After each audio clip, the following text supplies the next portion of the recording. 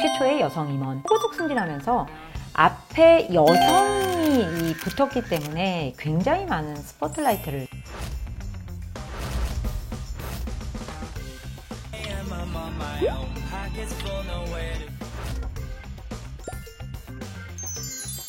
제가 여기까지 오고 나서 진짜 모토로라의 코리아에서 저 다음으로 이제 그 여자 엔지니어들을 뽑기 시작했고, 또 여자 과장도 밖에서 영입하기 시작했고, 여자들을 승진시키기 시작했거든요. 그러니까 누군가가 이렇게 테이블 끊음으로써, 자 봐라, 이 굉장히 그 회사가 이렇게 쫓아오지 않느냐. 제가 모토로라 코리아에 입사했을 때 그 대졸 여성 프로페셔널을 제 이전에는 한 번도 뽑은 적이 없는 회사였습니다.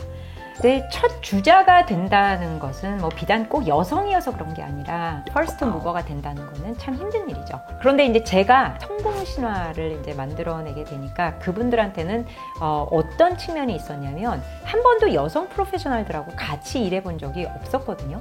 그런데 제가 들어감으로써 정말 전혀 다른 세계에서 온 것 같은 그런 여성 프로페셔널들하고 일할 수 있는 경험과 일할 수 있는 방법들을 그분들도 이제 습득을 하시게 되신 거죠. 그래서 저 이후로 그 여성 프로페셔널들을 뭐 좀 채용도 하게 됐고, 또 바깥에서 영입도 하게 됐고, 그래서 첫 번째 주자는 상당히 외롭지만 실제로 그 이 조직이 그렇게 따라오게끔 하는데 굉장히 중요한 역할을 했다는데 저는 굉장히 자부심을 느꼈고 지금까지도 하고 있습니다.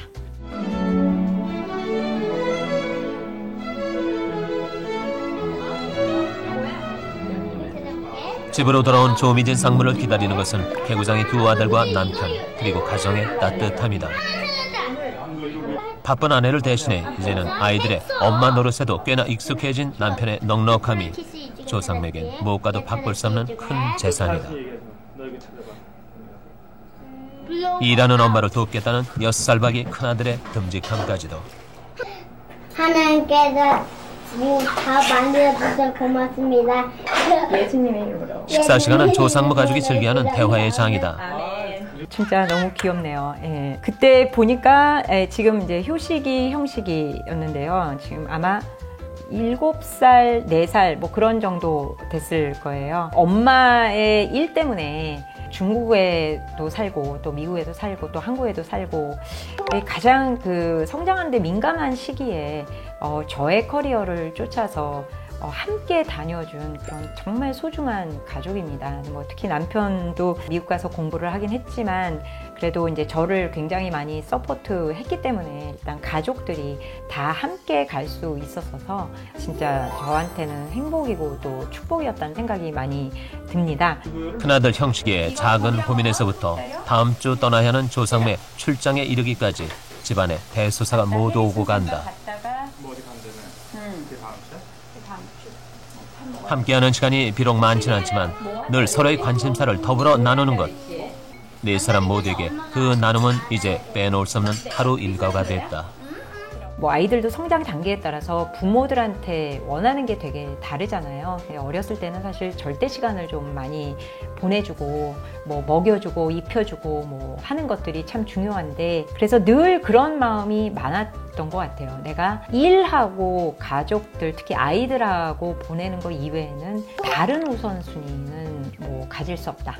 아이들하고 일에 관련된 거 이외에는 뭐 우선순위가 좀 없었던 그런 생각이 납니다. 가족의 소중함이 그 하나된 마음에 있다는 것을 조상무는 요즘 들어 자꾸만 깨닫는다.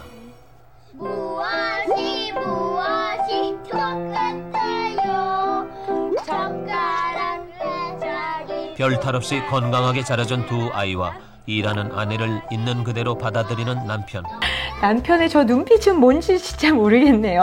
진짜 지금 보니까 너무 좀 재밌고 웃기네요. 네, 저희 큰애가 결국은 다 커서 지금 이제 뮤지션인데요. 네, 음악을 만드는 일, 또 음악 실제 노래도 뭐 랩도 하고 하는 일들을 하는데, 2 a.m. I'm on my own, pockets full, nowhere to go. Suddenly I spent neon lights and lots of shots. Once I start, it's hard to stop. Got you in my sights, now you on my mind, can't help but fantasize. The better you dance past midnight, yeah, yeah. 어려서부터 좀 알아봤었어야 되나 하는 또 생각도 살짝 드네요. 지금 보니까 굉장히 또 기억이 새롭고, 뭐 저희 아이들이긴 하지만 정말 귀엽네요. 사랑하는 형식이, 효식이, 그리고 남편과 다소 보수적인 시댁에 대한 죄스러움에 조상문은 그간 많은 갈등을 겪어야 했다. 그럴 때마다 마음을 옮겨줬던 편지들이 몇 권의 앨범에 가득하다. 가정과 일의 소중함이 서로 비교될 수 없는 가치라는 것을 조상문은 이제 안다. 그리고 그 서로 다른 두 역할을 모두 다 완벽하게 할 수는 없다는 것까지도. 다른 거는 다 대범할 수 있지만 내가 지금 아파가지고 숨이 꼴깍꼴깍 할 만큼 열이 많이 난다. 이거는 정말 어떻게 할 수가 없더라고요. 그렇게 해서 집에서 애 봐주시는 할머니가 전화를 회사로 한다.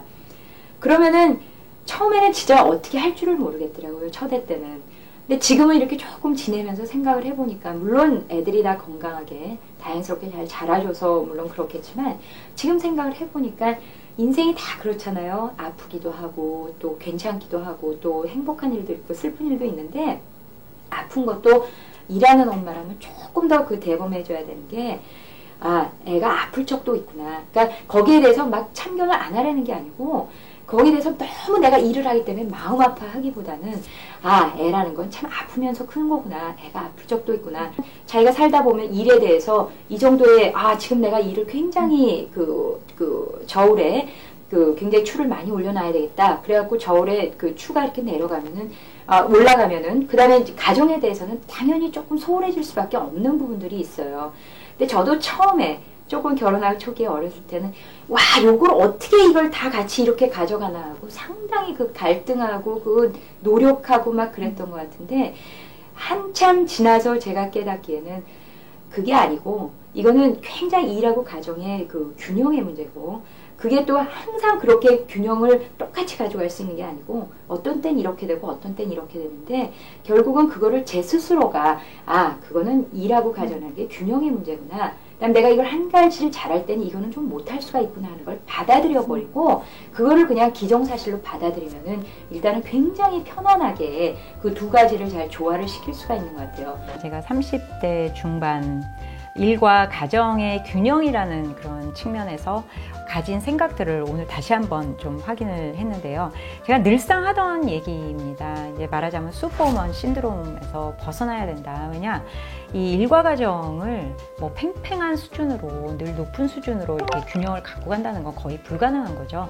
그래서 나는 완벽하지 않기 때문에 한쪽이 좀 올라가면 한쪽이 내려오고 한쪽이 또 내려가면 올라갈 수도 있다라는 거를 뚝심 있게 수용하고 그런 사실을 그냥 내가 인정하고 받아들이고 그 안에서 그냥 최선을 다하는 게 결국은 일과 가정의 균형이라는 게 아닐까. 그래서 일과 가정의 균형은 무엇보다도 본인이 어느 쪽이 비대칭으로 가던 간에 실제 그 상황을 본인이 뚝심 있게 일단은 수용을 하고 인정을 하는 그 자체가 이제 굉장히 중요하다.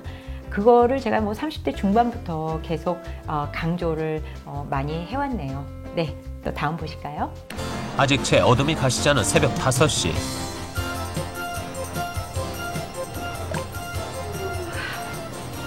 동네 헬스클럽에서 조미진 상무의 하루는 시작된다. 일도 가정도 자신의 건강 없인 지켜낼 수가 없는 꿈에 불과하기 때문이다.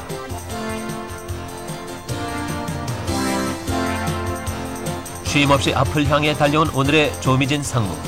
그러나 그녀는 지금 또 다른 내일을 준비하고 있다.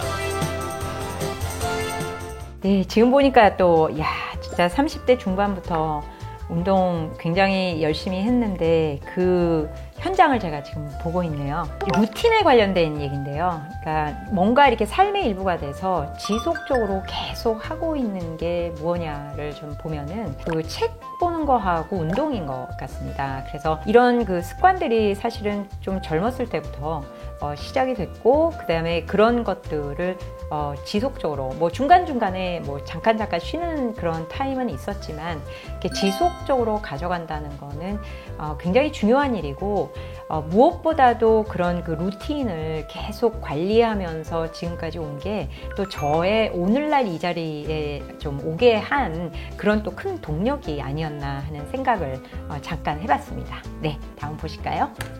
무엇이 그녀를 이토록 뛰게 만드는 것일까? 그건 딴 거 아니고, 내가 가족들이나 친구들이나 친척들한테는 그 받을 수 없는 인정 부분, 받을 수 없는 보상 부분이 회사에는 있거든요. 그건 뭐냐면 내가 열심히 일했을 때 그게 보여지고, 또 그게 여러 사람한테 혜택이 가는 것 같고, 또 그게 나한테 다시 돌아옴으로써 나를 재충전시키고, 거기서 얻는 그 제 인생의 에너지라는 것이 그 너무나 크기 때문에 저는 아마 제가 죽을 때까지 거의 그 제 인생에서 일을 포기해라 그러면 아마 그건 내 사전에 그런데 일의 포기란 없다라고 얘기를 할 거예요. 네, 제 사전에는 일의 포기란 없어서 지금 이 자리까지 온 것 같습니다. 점점 이제 커리어가 성숙이 되고 또 지금 단계에 오다 보니까 지금 제가 아직까지도 그 멈추지 않고 일을 하게 되는 그런 원동력은 결국 나 말고 다른 사람들의 삶에 좀 도움이 되는 굉장히 의미 있는 삶이기 때문에 중단 없이 계속 갈 수 있었던 좀 원동력이 된 것 같습니다. 제 삶에 있어서 또 커리어에 있어서의 굉장한 그 드라이버가 된 그런 생각을 하고 있습니다.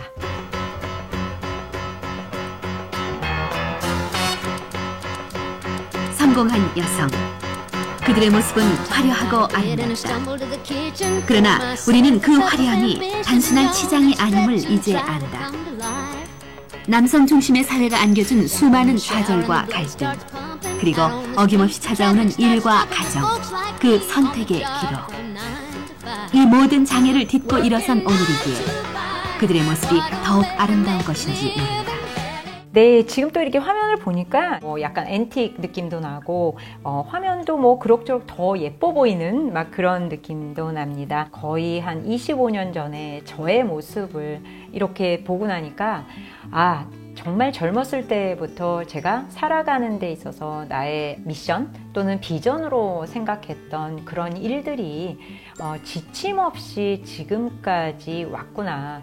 그리고 또 내가 그 당시에 생각했던 나의 미래의 모습이 오늘날 나의 모습이 됐구나 하는 약간의 안도감, 네, 그런 느낌이 상당히 듭니다. 여러분들의 삶의 히스토리가 될 만한 그런 기록들을 가지고 계신지는 모르겠는데 뭐 이게 꼭 대단한 삶은 아니어도 이렇게 기록으로 남겨놓고 또 이렇게 보니까 지금 저의 삶을 다시 한번 돌아보고 지금 또 시점에서 앞으로의 또 저의 삶을 설계하고 또 계획하는데도 굉장히 많은 도움이 되는 것 같습니다. 그런데 말이죠, 이 감독 이제 앞으로 이런 자료는 좀 안 찾으셨으면 좋겠고요. 지금 그 젊은 저의 시절의 저의 모습을 보니까 너무 좀 쑥스럽고 좀 약간 창피하기도 해요. 예. 아까도 말씀드렸지만 입술 색깔도 너무 진하고 그래서 좀 되게 뭐 젊을 때 모습을 보는 거는 뭐 좋은 면도 있지만 좀 그러니까